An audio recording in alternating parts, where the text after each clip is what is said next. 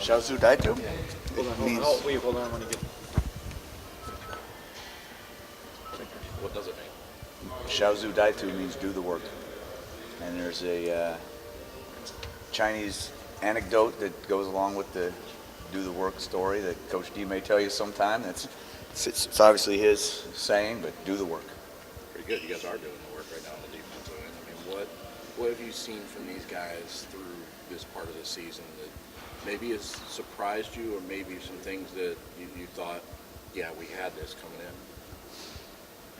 You know, the things that we thought we had and we needed to have to be successful, they're showing up. There's no doubt about that in terms of, you know, I think we had, 27 or 28 guys play in significant moments last week. The guys are very confident in themselves. When they're confident in themselves, they communicate with others, so the communication is a lot better. Leadership on the field, those things are high right now. Mike, what stands out to you when you look at Northwestern? They're different. They're not exactly the same, some tweaks. What stands out to you? Well, they're an offense that has a very good quarterback and a very good tailback. And when you have those two things, you're dangerous. So that jumps out right off the bat. You guys' injuries were obviously an issue last year at linebacker. How much you've been really consistent this year? How much has that really just helped spearhead your you know, any position group is going to be that way. If you have your guys healthy, you're going to be better. So, I mean, there's no doubt about it. It's consistency. We've been able to have consistency with our lineups, consistency with our rotations, and you're not trying to relearn things on the fly, which is huge. You're week 8, week 9, you're in the middle of the season, you don't want to relearn things. You know, Iowa last week, for example, against Northwestern, had to move their Sam linebacker to middle linebacker and bring in a different Sam linebacker. So not only do you lose Josie Jewell at the middle running the show, but another person has to learn another spot that they haven't been practicing. And when you can keep consistency, you can continue to grow. Looked like you were able to get Matt Morrissey in the game a little bit more on Saturday, kind of almost playing this, looked like star linebacker almost, sort of. Yeah, you know, in the nickel package and our Right. delta package, how you name those positions is sort of up to you. Hopefully they're all bouncing around and blitzing at different times and dropping in different areas at other times. So, but he is a guy that can tackle in space. On third down, you have to be able to tackle in space. He's been trained throughout his whole career as a safety to be able to vision and break on the ball. And he played, watch the Northwestern game last year. He played star linebacker for us in our base package last year. So he's proven to be pretty multidimensional. How important is it to find roles for guys like that? You know, because David Dowell took over as the starter, but now Morrissey's able to get in there and play a role still. It's important for a couple of reasons. One, you're keeping more people fully engaged because they know they have a role. Okay, so that's one reason. Second reason is as you get into games like Indiana, who's averaging 80 snaps a game, or Northwestern, who's averaging 80-plus snaps a game, you want to be able to play more people to just keep people fresh. And when you have guys that can impact the game, you don't want them standing next to you on the sideline. You kind of talk about that. It seemed like Josiah was in that nickel role, and bringing in Josh Butler, I guess. Is that something you try to do, mix up the personnel based on scheme and based on the opponent too, or is that something that goes in with that, keeping guys mentally active? It's a combination. It really is a combination. Do you want a third corner out there at your nickel spot that particular week, or would you rather have a third safety out there at that nickel spot that particular week? But it also comes down to who's playing the best football and how do we get our 11 best for that particular situation onto the football field. So it's a combination of rewarding guys that deserve it and personnel matchups and keeping people fresh. There's a lot of things that go into those decisions. Mike, you loved Joe Bocci. In fact, on signing day of his signing year, you said we stole him. That was your words. And has he lived up to, or is he even exceeding where you thought he'd be at this point in his career?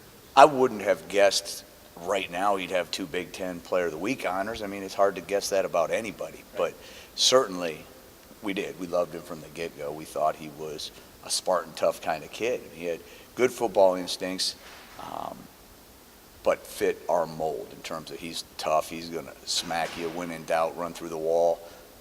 And what we didn't know, we heard it from high school coaches, and you saw it a little bit on high school film, but you never know what the leadership's going to be like and truly what the football IQ is going to be like with the vast playbook that we try to put out there. So I'd say exceeding expectations because it's hard to expect that of anybody. I know the special teams duties are split up under Mark. Do you have punt Punt, yeah. and punt return or just punt? Just punt. Well, what are the challenges that you get in Chicago, in Evanston, with the wind there, with the punting unit? No doubt about it. There's been years there where you had to use all different alternative styles of kickoffs. You didn't even try to kick off in certain directions. Same thing with punts. There's been times where, hey, in these 2 quarters, we're only going to rugby kick it so we don't get it up there into that breeze. I remember we ran our mousetrap fake with Bates as the quarterback. We told him, hey, we will not run this fake into the wind, no matter what, so don't worry about that. And then in the 4th quarter when we need it, he had to hang that sucker up into the wind. So sometimes plans change, but bottom line is, yeah, you have to be prepared to have a plan for that wind. And Jake this year has obviously been pretty good. How have you seen him progress? He's done a great job. I mean, he's kept the ball in the location we needed. He's certainly boomed a few. He understands when the rush is coming, so his get-off times in those situations are very quick.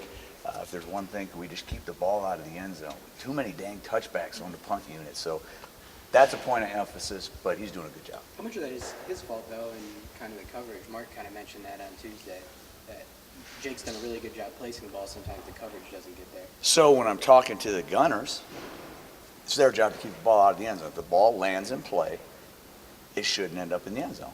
That's the gunner's job. When I'm talking to Jake, I say, Jake, the ball's coming off of your foot. You're the one in control. Don't punt the ball into the end zone. That's your job. So it depends who you're talking to. When Coach D'Antonio's talking to me, Mike, you're in charge of the punt team. Keep the ball out of the end zone. So, it's all perspective. Apologies if you've gotten to this already, but have you been able to pinpoint, like you look back at last year versus this year and see where the real difference is defensively? 7 games in, it's pretty clear you guys are a good defense. Can you pinpoint it yet? We talk a lot about if 11 people execute, we will win. And you look back on last year, there was a lot of missed assignments across the board. It might just be one guy here, one guy there, but that's the game of football. It's an 11-piece puzzle defensively. You need 11 people to execute. And it's not just missed assignments. It's when things are rolling the wrong way, somebody tries to cover for somebody else or tries to do too much or just wants to make a play. And right now, we're focused on 11 people execute, do your job, trust your teammates, and that's the biggest thing, consistency across the board. The confidence of a couple of the guys said when you had the sudden change and Indiana got the ball at the 15, they had no doubt they were going to stop them there.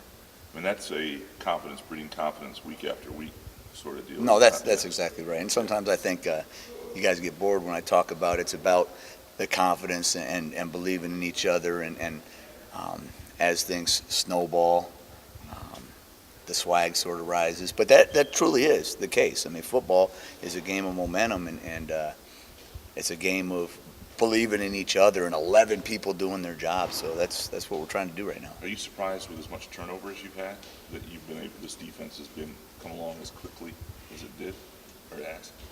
That's what we were hoping for. That's what we wanted. I mean, we came into this year with who knows who the stars are going to be type of thing, but a lot of people that we trusted and that trusted each other. And when you have the coaches' trust, when the players trust the coaches, when they trust each other, and they'll all go to battle with each other, and those are the guys you want in the foxhole with you, you're going to do well. Thoughts on Antoine?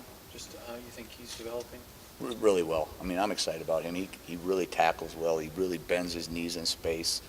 So, like we talked about with Morrissey, being able to make plays in space, he does a great job. So we're getting him more and more reps as we go. And, I think he had nearly 20 snaps on defense last week. So, real happy. Does this game, as people talk about with games out ahead and potential for a trap game, does how things went last year prevent some of that, maybe?